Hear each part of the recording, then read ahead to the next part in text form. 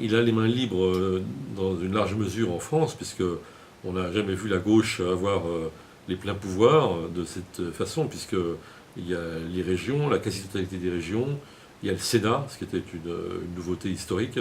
et maintenant il y a l'Assemblée nationale avec une majorité que le PS, avec ses plus proches alliés, possède à lui seul. Donc il a les mains libres en effet. Mais on sait que beaucoup de choses se jouent en Europe, et là la marge de manœuvre est beaucoup plus étroite. Alors il y a plusieurs grands rendez-vous, et le premier grand rendez-vous, ça risque d'être les 28 et 29 juin, donc le sommet européen de Bruxelles, où Hollande va retrouver Angela Merkel, et notamment sur la question du traité européen, ce traité européen qui est totalement antidémocratique dans la mesure où il donne le pouvoir à la Commission européenne de décider, en somme, en tout cas de contrôler la politique budgétaire des États. Et on est donc dans une situation qui est une sorte d'entre-deux, puisque à la fois on dépossède les États de cette souveraineté budgétaire, c'est-à-dire en fait les peuples, et en même temps l'Europe elle-même ne s'est pas dotée d'instruments démocratiques suffisants.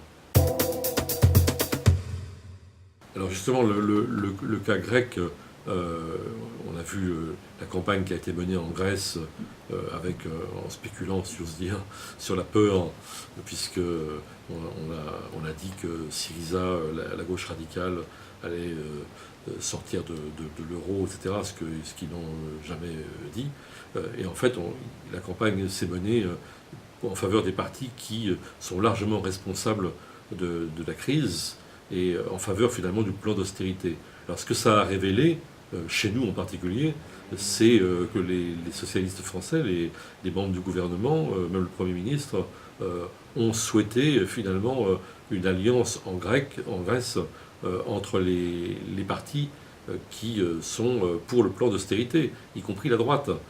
Donc c'est une grande contradiction, parce qu'on voit qu'il y a un conflit droite-gauche très classique en France, et c'est une bonne chose parce que c'est un gage de démocratie, de choix pour les citoyens. Et en Europe, on voit immédiatement se reformer cette espèce d'alliance, normalement contre nature, qui nous laisse un mauvais souvenir au moment du référendum de 2005, où le Parti socialiste s'alliait